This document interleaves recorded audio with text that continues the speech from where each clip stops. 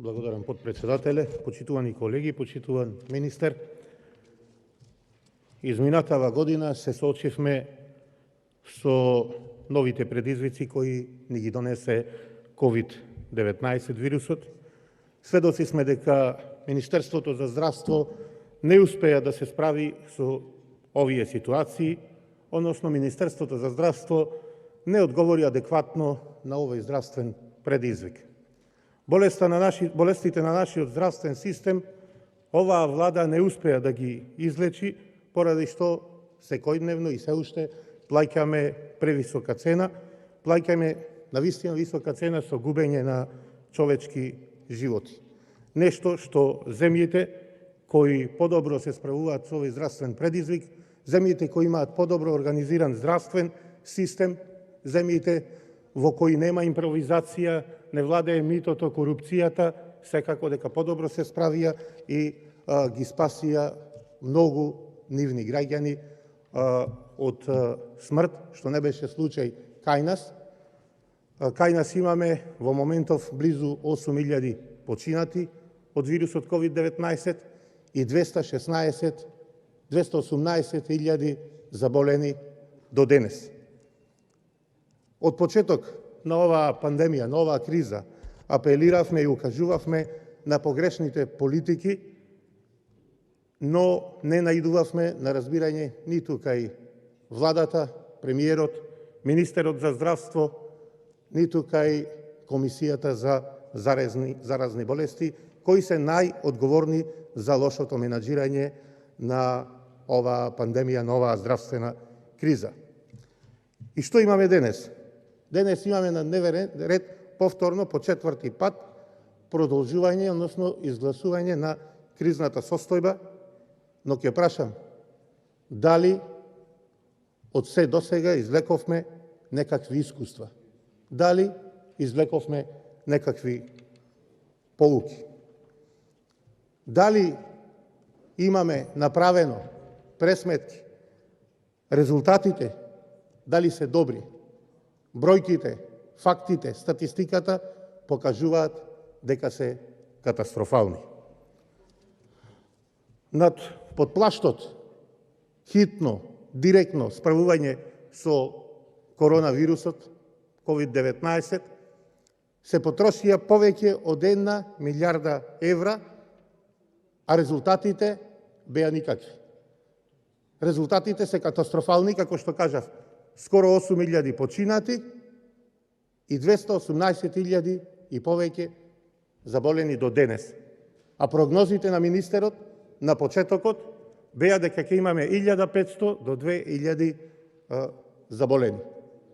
Од тука почна и проблемот, тука го жувавме уште од почетокот, поради катастрофалната проценка на министерот и Комисијата за заразни болести, следуваше катастрофална стратегија. Не е исто кога планираш справување со пандемија од која заболеле до денес во година и пол, во 2 години 218.000 граѓани, ќе си се спремиш со доволно болнички капацитети, болнички легла, медицински персонал, заштитни средства и целата таа логистика која е потребна за справување адекватно со една ваква пандемија. Но, како што кажав, лошата проценка доведе до многу проблеми и на крај до згаснување на скоро 8.000 човечки животи. Како што кажав, дали извлековме поуки? Дали условите по болниците денеска се подобри од тие што беа на почетокот од пандемијата? Почитувани колеги, со одговорност ви тврдам дека се уште полоши. Уште се полоши, бидејќи се уште имаме недостаток на болнички легла, но во моментов имаме и потрошен и уморен медицински персонал. Но и немотивиран. Сведоци сме, после скоро 2 години, справување деноноќно на овие наши херои со оваа заразна болест, на протести, штрајкови, на медицинскиот персонал, конкретно еве во Прилеп, од каде што доаѓам јас, медицински персонал, медицински сестри штрајкуваат, се молат, излегуваат по телевизии, си ги бараат средствата, парите, платите кои ги одработиле, кои му се заслужени. Со месеци работеле, како што сега дознаваме, без никакви договори, без никакво здравствено, пензijsko осигурување. Како на тие луѓе му се доверувале човечките животи и како би одговарале ако направат некоја грешка, кога не постојат никаде, не се никако заведени, буквално се фантоми во здравствениот систем. Го прашувам еве и министерот за здравство, кој не следи, како е можно директорката на болницата во Прилеп да не сноси никаква одговорност за јавно дадена изјава дека ќе ги исплати средствата кои ги должи на овие медицински лица после изборите од спонзори. Какво е тоа исплаќање на плати од спонзори во македонското здравство? Ке прашам. Имавме недостаток од заштитни средства, ракавици, заштитни маски. Сведоци бевме на како директорите на болниците издаваа наредби до вработените да штедат на медицинска опрема, на заштитни средства, на маски, на ракавици, да ги употребуваат по повеќе пати во справувањето со заразна болест. Катастрофално. Сведоци сме на почетокот на недоволен број на тестови и она што најмногу не боли, закаснувањето со имунизацијата, односно кога сите земји во светот и во регионот на големо вршеа имунизација, нашите раководни структури, премиерот, министерот, трчаа по провизии при набавката на вакцини од Кина. Не можам, а да не спомнам, навистина сум револтиран, како дојдовме до таква ситуација една држава да падне толку ниско да преговара со некој, да набавува вакцини со преговарање преку некоја фирма со 3 вработени од Хонг Конг, со некој офшор фирмиче, само и само за остварување на личен профит. И на крај ќе кажам, за сето ова одговорност никаква.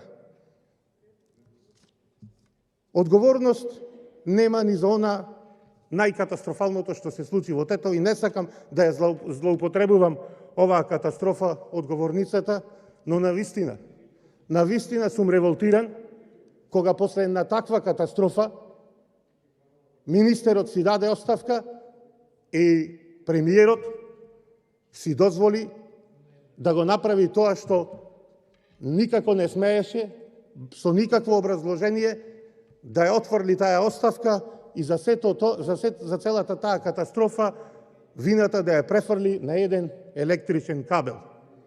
И на крајот, господине министер Венко Филипче, навистина сум револтиран, зошто вие како еминентен лекар, како еден еминентен неврохирург, дозволивте премиерот да не ви ја прифати во тој момент оставката, а сега, после само неколку месеци, да ве испазари буквално само и само да остани на власт. И прашувам, ако досега со еден еминентен лекар, докажан стручнак во медицината, во медицинската наука, постигнувавме катастрофално лоши резултати во справувањето со корона кризата, дали и како тоа ќе се одрази кога палката во Министерството за здравство ќе ја преземе едно лице кое воопшто не е познато на медицинската фела. Се со една цел. Само и само останување на власт. Кој, уште еднаш прашувам, ќе понесе одговорност за овие скоро 8.000 починати, за овие 218.000 заболени и за сите овие криминали и глупости што се случуваат во време на криза. Ние прогласуваме криза, но не извлекуваме поуки, не наоѓаме подобри решенија. И на крај ќе кажам, да, несомнено треба да се искористат сите расположливи капацитети за квалитетно да се справиме со ковид кризата конечно. А не можам да кажам дека тоа ќе биде навремено и само поради тоа ќе гласам за продолжување на оваа криза. Благодарам. Реплика пратеничка да Жаклина